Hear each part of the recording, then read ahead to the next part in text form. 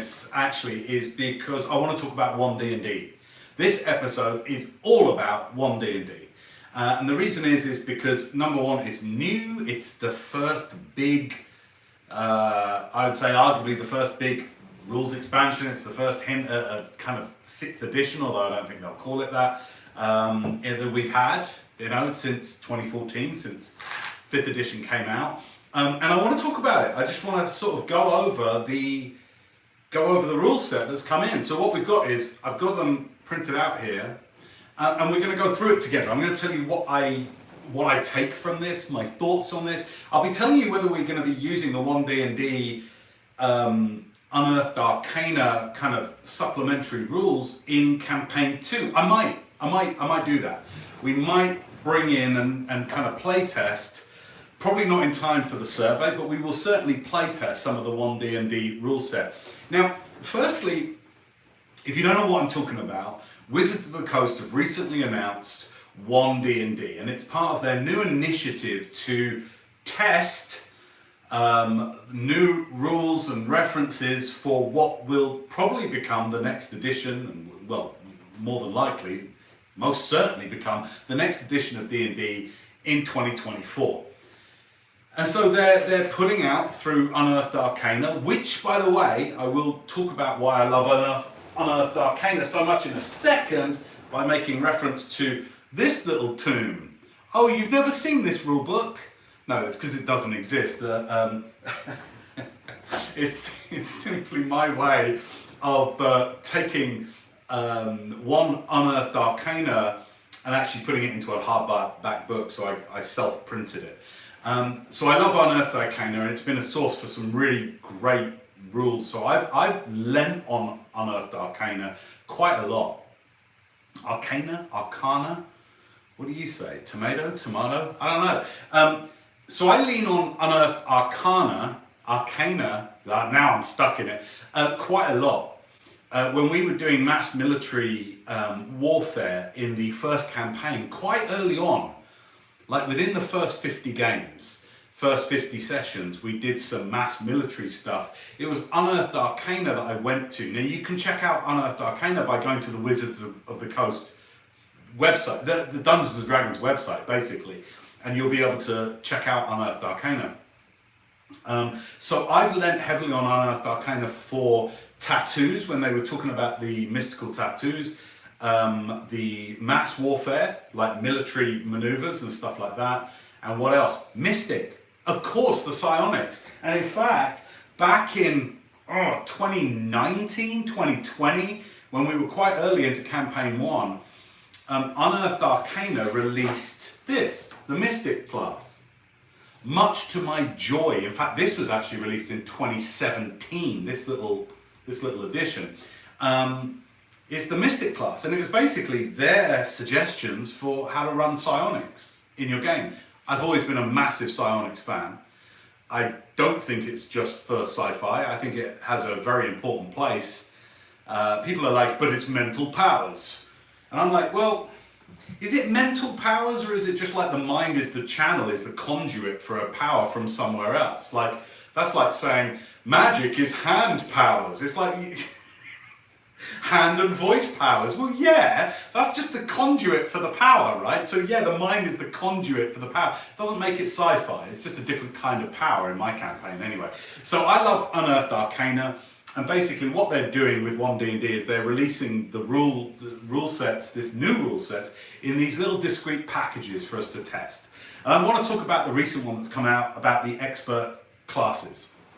And we're going to run through it real quick. This isn't going to be a kind of an in-depth hour-long thing. I'm going to probably spend about 10 minutes running through this, and I'll tell you what I think.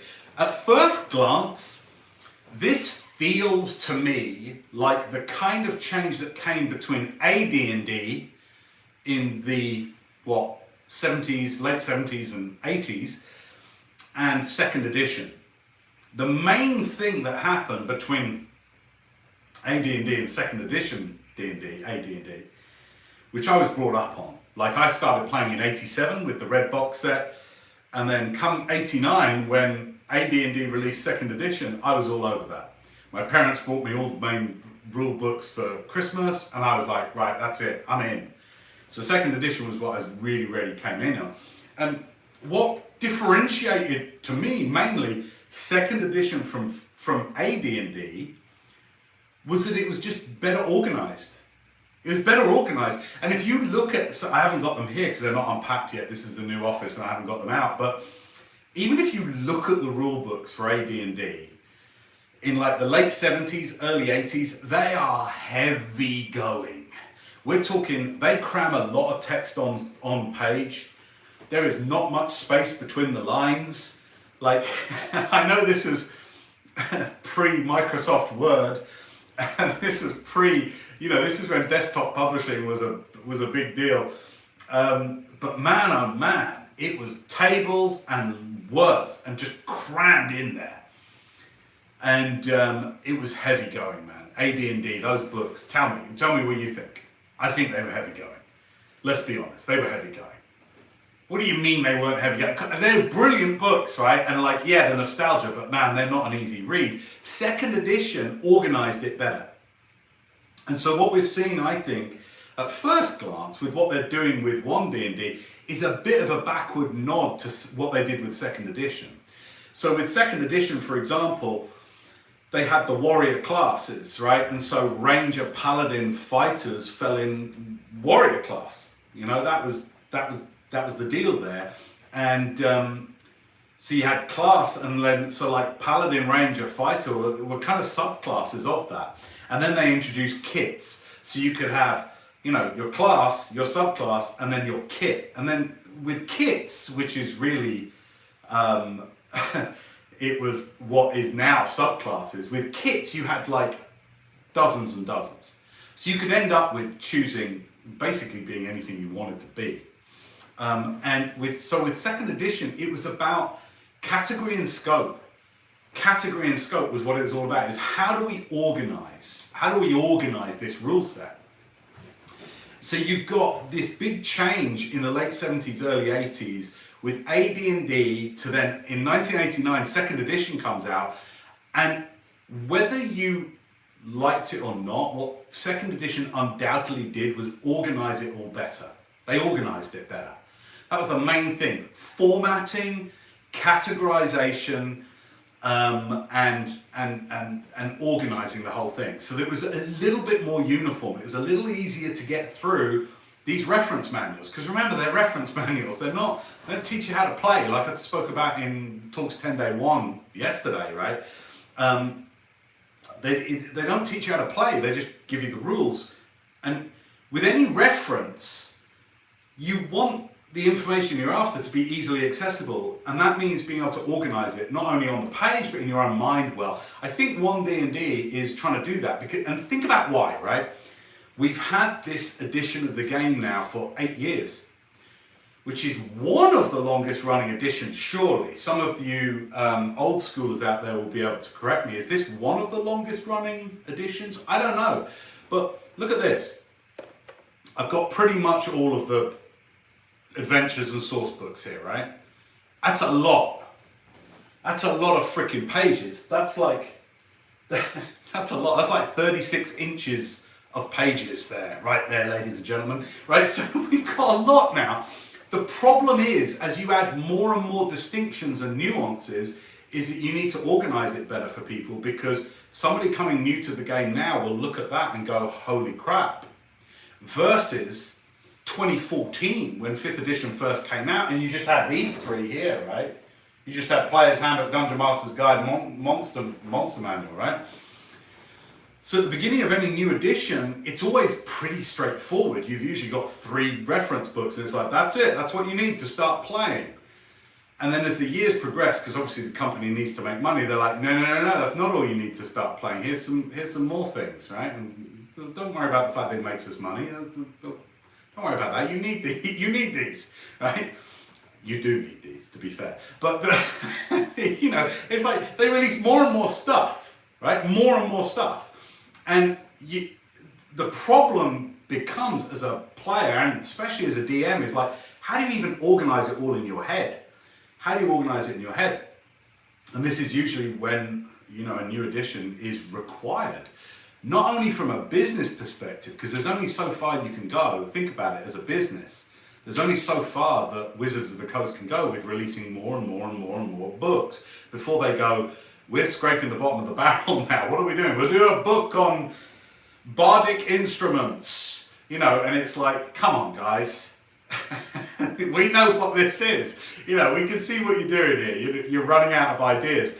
And so once you get to this point where you've got like, come on, you've got every potential adventure you could do here. You've got every source book you need here. You've got all the play pieces. You've got the annual. You've got everything, right? And so this is where, rather than diverging and nuance, we bring it back and we organize it better. That's what I believe at surface level they're trying to do with One D&D. So we're going to go through it. I'm not going to read out every word, but it starts by saying, basically letting you know what this is. And it just says, look, this is the second in a series of Unearthed Arcana articles. They're just articles, right? That present material designed for the next version of the Player's Handbook. The material here uses the rules in the Player's Handbook, except where noted. Now, I think that's quite an important distinction right from the outset. It's not saying this is new, this is all new, like start thinking about your game differently. They're not doing that. They're going, Player's Handbook is good, right? Your Player's Handbook is good. There's some differences here if you want to try it. So the first thing they're saying is, look, we're categorizing the classes differently. Now, this is something that I see a lot in pop psychology, is this idea of category and scope. And it's a great way, or chunking, that's another way of thinking about it, how you chunk and how you think about things, right? So food is a big chunk, right? You just go, food, and you go, geez, that includes everything, doesn't it? Everything that could possibly be eaten, that's a big chunk, right? And then you can go down to blanched almonds, and you go, okay, that's a very small category of food, and so we've reduced the category, and therefore the scope within that category, you can, you know, this is this whole idea about organization. So like I said, in the second edition AD&D, they reorganized the classes, just like they're suggesting here. So now, this most recent article is about the expert classes. Now there's actually going to be 4 groupings of classes now. So they are regrouping classes, and it's a way for us to better organize and understand the powers available to us, the feats available to us, the capabilities basically of all the classes. So there's groups, classes, and the characteristics of those classes.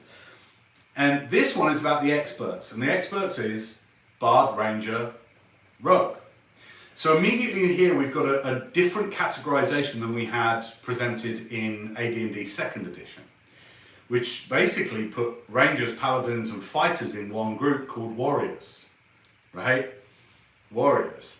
And then what we had Rogues, which was Bards and Thieves, I believe. Again, correct me in the comments if I'm wrong here. And then we had Mages, which was like, or we had Magic Users, which was Wizards and Illusionists and Specialists. I don't know why Illusionists was separate from the Specialists, but we had that. And they introduced Wild Magic and all this other stuff. But here, so we've got the experts, Bard, Ranger, Rogue.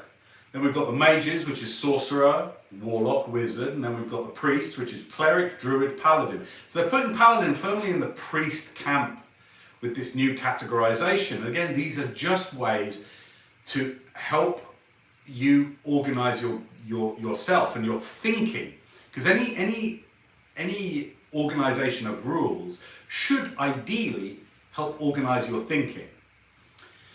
One of the things, let me just finish this off here, and then the last one is Warriors, which is Barbarian, Fighter and Monk. Barbarian, Fighter and Monk fall under Warriors now, rather than Ranger, Fighter, Paladin used to fall under Warriors. We've now got Barbarian, Fighter, Monk. Monk's now in the Warrior camp. And so what does this mean? Well, it's a way to help you organize your thinking, because if you're new to the game, and Wizards of the Coast must know this, and this is my main sort of, I think the main challenge that Wizards of the Coast have is, how do we get people playing but continue to play, right? Because any business, and you know, I run my own business in kind of real life, any business is interested in what's called RFM, right? Recency, frequency, and monetary value, right? This is like a magic metric for customers. So how recently did a customer buy from us? How frequently do they buy from us? Is it monthly, or is it they only buy from us every year? And how much do they spend when they do buy from us? And any business is looking to up all of those. They want you buying as close to now as possible. They want you buying frequently, and they want you spending as much as possible, right? That's how, generally speaking, a business does well, is if they can always up those numbers, those metrics, without increasing their overheads too much. So think like Wizards of the Coast for a minute. They are going to be worried, since these books are a lot of money, right? That like, how did you get into D&D, and what did you do? Chances are good you bought either the core rule books, right? So you just went all in, you bought the core rule books, and you started playing. What happens though if your players find getting into the game so long and exhausting that they don't play? Well, what happens then is, whoever's the person in a group that buys the rule books, and there's usually a proportion, remember, of any gaming group, of the people who buy all the rule books, but not everybody does, do they? In any gaming party, not everyone is buying all the rule books. Who does that? I remember from when I was a kid, there was like 2 or 3 of us that bought all the rule books, and the rest of them just borrowed them and chewed them up, right? And so, Wizards of the Coast, now what happens if you buy some rule books, but it's hard? It's not transparent how you can get playing easily. And remember, D&D doesn't really teach you how to play D&D very well, not very well. For that, we have to watch people playing, right? That's why maybe you watch our stream, right? Maybe you watch our campaign 1 because of that. And so this is quite important. They're like, all right, we want to get people playing, but then we want them to keep playing, and we want them to buy more books. So it's very important for Wizards of the Coast. I imagine, I'm going to bet good money on this, right? I'm going to bet good gold pieces on this. It's really important for Wizards of the Coast that they get people playing quickly and enjoying the game quickly. In order to do that, if you've ever sat down, as I have, with new players, I've done this recently with young players, and you open the player's handbook and you start one after another going through the 12, you go through the 12 classes one at a time, and you talk about it and you explain what it is and what they are and what their abilities are. Well, that's 20 minutes.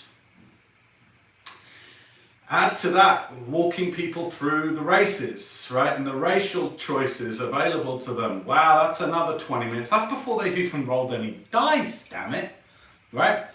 Wizards of the Coast recognize, I imagine, again, I bet platinum pieces on this, right?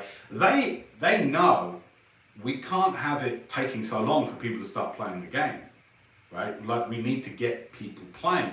And so the reorganization of the rules isn't just a reorganization of the rules, it's a reorganization of thinking. Because if you can tidy up and clean up and speed up people's thinking about the game, you'll speed up how quickly they can start playing, right? How quickly they can start playing.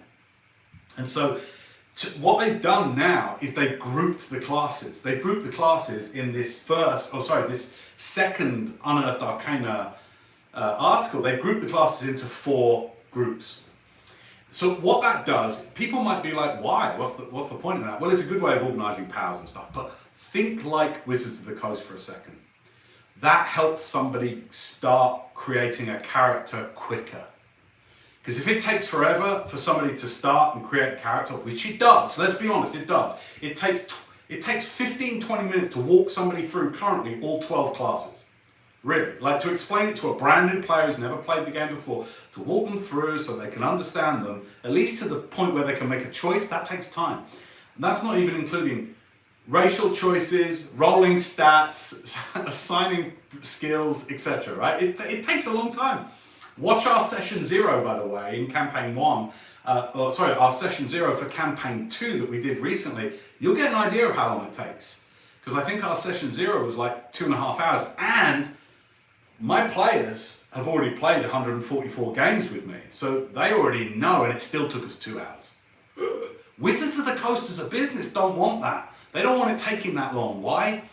Because people will be like, this isn't fun, and then they won't play the game, and then people won't buy their books. Then we don't have a business, right? So, it sounds like, what? How have you tied these two things together? But even they're thinking in grouping the classes in this way, just like they did in second edition AD&D, I think it's really smart. It's a good first step, because when I'm starting now with a new potential player, I don't have to go, okay, there's 12 classes to choose from. We're going to go through them in alphabetical order, dude. Are you ready? Buckle up, have a drink, right? It's like, no, now we can go, hey, there's basically 4 types of people you can be. There's 4 groupings of people you can be, right? Of types. They are the experts, the mages, the priests, and the warriors. So do you want to be like an expert, somebody who is handy with tools and their smarts, and they use often their knowledge and their skills and what they've been experienced to assign that to how they handle the world, right? And they might go, that sounds kind of cool. You might go, or do you want to be a mage? Do you want to be somebody who uses and wields magic, arcane forces? And they might go, that sounds cool. You go, or do you want to be a priest? You want to be somebody who basically channels divine power into extraordinary abilities and aid and harm for their enemies and aid for their friends? Or do you want to be a warrior? Now that's much easier to start the game. Right? If I do that, how long did that take me? A minute? Somebody can go, experts, tell me about the experts. Then you go, it's cool. There's 3 experts, right? Bard, ranger, thief. Oh, sorry, rogue. Bard, ranger, rogue. They're resorting to rogue now. It has been rogue for a while. Sorry, I stand corrected. It's been rogue for a while. I was brought up on thief as a class. So we got, okay, now it's ranger, bard, rogue. They're your expert classes. Also, artificer is from Eberron is an expert class as well. All right. So basically, these are people. So now we've made choosing a class that much quicker. I now don't have to explain all 12. You go, tell me about the experts, DM, and I go, I will. There are 3 main expert classes in D&D to choose from: the ranger, the bard, the rogue. And they'll go, tell me about those 3. Immediately, you're getting a new player into choices and making choices rather than having to listen to readouts of references of 12 descriptions. You're getting somebody into making a choice quicker. And I think that's what they're trying to do here. And all power to them, man. All power to them. The quicker we can get people playing D&D, the better. That's the end goal, right? Now, I still think there's a lot of joy in rolling dice and rolling up characters. Again, watch our Session 0 on the channel to see us. You don't see a lot of Session 0s on YouTube from D&D streamers. We put our Session 0 for Campaign 2 that's starting really, really soon. We put it up online because I was like, no, I want people to see this. This is usually mysterious. I want to show the boring shit where there is no story being told. It's over 2 hours. But I think it's important because the players that I'm doing that Session 0 with have already played for hundreds and hundreds and hundreds of hours with me. And our Session 0 still took a few hours, right? Like, we're ready to play now, but that's after like 2.5 hours. For a new player, it can take longer, right? It can take longer to walk them through the options, have them understand what the hell is dexterity, when I started with doing this with my stepkids, or my soon-to-be stepkids, a couple of months back, and they were like, charisma, what does this even mean? They're young kids, right? And they don't even know. So I had to even explain that. D&D will want, as a business, it's a good business decision to help people get it quicker. The quicker we can have people get it, the quicker they'll play. When they play and love it, they'll buy more books. Great, we all win. And they're at the stage now after 8 years of 5th edition where they're going, can we keep releasing more and more books, or does this look intimidating for a new player? Of course it does. It looks hella intimidating, doesn't it? It's like, oh Jesus, where do I start? That looks like about 2 years of reading there, right? And it probably is. So they need to start reorganizing and recategorizing how they do things so they can make it easier for people like us to start playing. So I'm going to read a little bit from this Unearthed Arcana. These are the new rules freely available on D&D Beyond or on the Wizards of the Coast Dungeons & Dragons website. And it's playtest material at the moment. So straight from the outset with this second article, the first one was about racial choices, new racial characteristics and new choices and rules around that that you can introduce playtest in your games. We will probably be playtesting a bunch of this stuff in our second campaign starting in a couple of weeks, which means we'll probably miss the surveying, but I don't know whether they listen to the surveys or not. Hey, anyone from Wizards of the Coast watching this, do you really want our survey results? I hope so. Okay, so basically, they go over, they say parts of a class. Each class contains the rules elements described below. Cool, okay, makes sense. Characters who have levels in a class are exceptional. Now this I like the way they said this, and when I read this I was like, oh, that's a really good new distinction. Characters who have a level in a class, or any levels in a class, are exceptional. Most of the inhabitants of the multiverse aren't members of a class. Huh. Now they're not talking about class the way we might think about class, like an elitist society with upper class, lower class. They mean the classes, right? The warrior, barbarians, fighters, bards, wizards, etc. They mean classes. But it's really nice that they start by reminding us of something important. If you have a level in a class, you're already exceptional. And I wonder why they added that. I really do. Other than to my view, remind us that you're kind of a hero right from the get-go. You're starting at level 1. You're already exceptional. You're already a little bit sort of more exceptional than the commoner in the local village near you. In the nearby hamlet, you are already more exceptional than the inhabitants of this place. There is something about you that is different, that is special. That, to me, is interesting right from the get-go, because you might start a campaign. Now, when we started campaign 1, there was definitely that. There was definitely this sense that Charlotte, my daughter's character, who she played a paladin called Danaea, and even at level 1, this is I was playing with second edition rules, and it was like, look, you're going out to find your miracle. You're already special, highly trained. Most knights of virtue cannot even dream of being a paladin. Most knights of virtue cannot even dream of being a paladin. You've made it, Charlotte, my daughter, right? You've made it. You're already exceptional. You've got to now go out and find your miracle. And that will be your deity, your God giving you the tip of the hat, And with Finley, my son's character, Elwyn, the wizard, he was going out on his first sort of quest to find some material components, one of which was troll fat. And it's like, in order to do this task, you're going to probably have to use some of that magic that you've been learning. There's already this hint that the magic's in his blood now, it's wieldable. He's been studying. I always like the idea that for a wizard, there's this space between studying, and actually wielding it. You could study all your life and never go past level 1, because it's the usage of that study, it's putting that study to use that actually starts to elevate your power with magic. It's not just learning. It's not just learning and studying and remembering, and it's actually putting it to use that makes the real difference. So I like that. I like that reminder that you're exceptional from the get-go.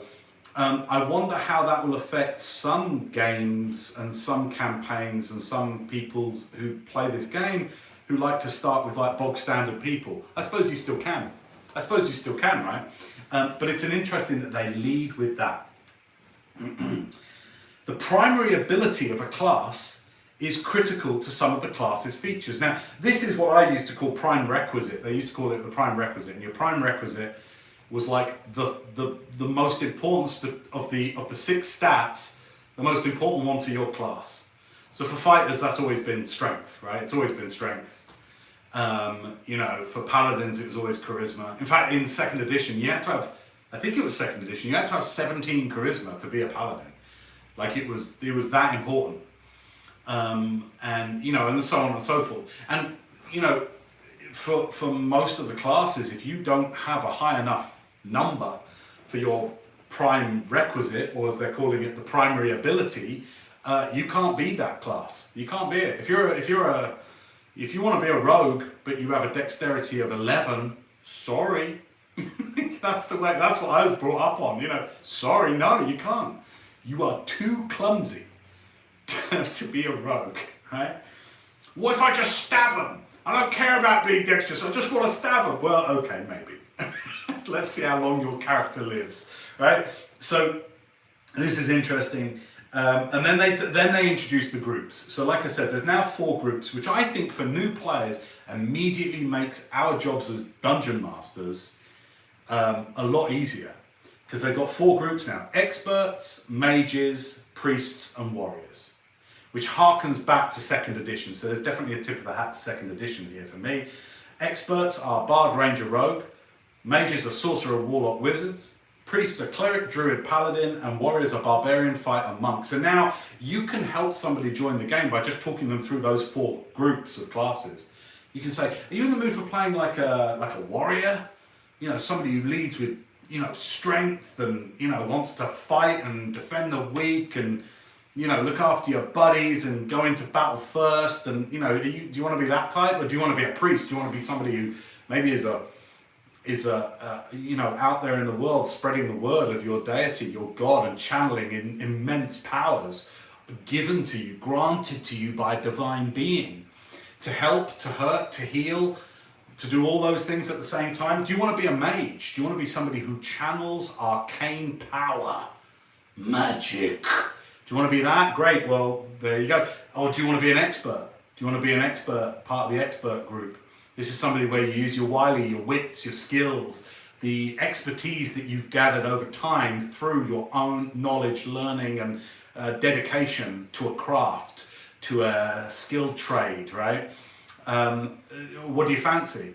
I obviously go for this experts group. I love them.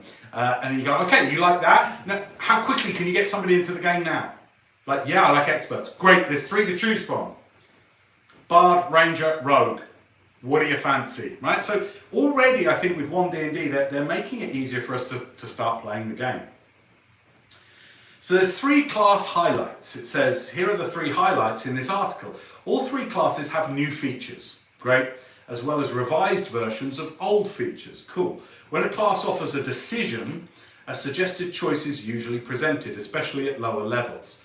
This makes it easier to create characters quickly. There, they've said it. Right there, they're letting us know we want people to be able to create characters quickly. And that's important. Each class's old 20th level feature has moved to 18th level. That's interesting. Why is that? Well, I think the reason for that is because, listen, in campaign 1, my 2 players, Charlotte and Finley, my kids, they got up into the 20s. They finished the campaign at level 23. But most games of D&D never get that high. Most games of D&D at best end at level 20. And usually you're only going to be level 20 for the last couple of games. So you don't really get a chance to flex your powers. My kids did, because we are a small party. It's me and these two players. So you get to see D&D, I think, being played quicker because there are fewer people in our game to consult with and make decisions with. So things, I think, progress a lot quicker. And also, 2 players at 20th level, just in terms of the dynamics of play and the balance of power and stuff, 2 players at 20th level are like the equivalent of 6 players at like 12th level or 13th level or something. You just don't get the same godlike abilities if there's only 2 players. You know, it doesn't seem that way. A challenge can still be a challenge. For example, Charlotte, her paladin, still got overcome by 3 ogres at like 19th level, just because of the economies of the game mechanics, you know. Now, as it happened, she didn't get hurt at all, but it was interesting to know. So I think it's interesting they're doing that. I think they want more people to have more fun at higher levels for longer. Why? Come on, think about it. I'll tell you why. It's because if your game lasts longer at higher levels, if you're doing more fun things, you'll buy more expansion rule books. You'll buy more nuanced rules and stuff, won't you? You'll be adventuring for longer. Right, so we're going to leave this one here for today. I am going to sign off for today because we've been going for 35 minutes. That's my first hit at the experts classes in One D&D for now. I'll probably come back in with another one tomorrow where we dive into it in a bit more detail. Let me know what you think. Is this good for D&D? Is this bad for D&D? What do you think of the new articles? Have you read them yet? Go ahead and download them. And if you're a D&D Beyond subscriber, as I most certainly am, get along there, and they've got them there for you to download for free and check out. Let me know what you think. I will see you very, very soon on the next Talks Tenday. Big love, and bye for now. Now I've got to figure out how to end this. Oh, there we go.